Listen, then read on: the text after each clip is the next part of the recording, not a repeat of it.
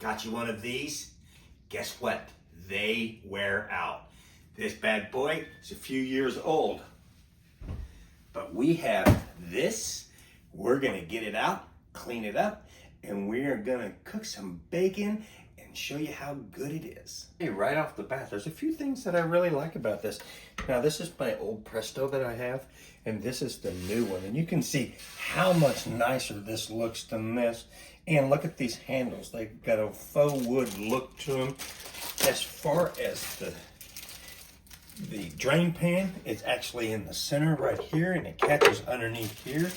But it has its own little port right here on the back that's kind of off to the back completely, to where my other one was kind of on the side, so it was just always kind of in the way.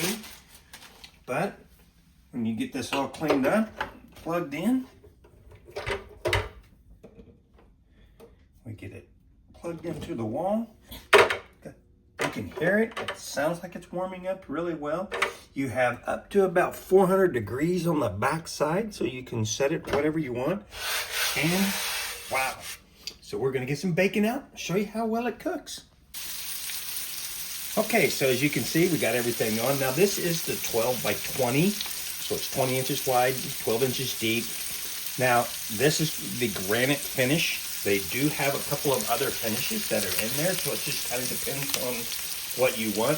This is a great everyday using product that you can see. We're putting bacon on and just getting it cooked. But once I get done cooking, I'll be able to show you how easy it is to clean.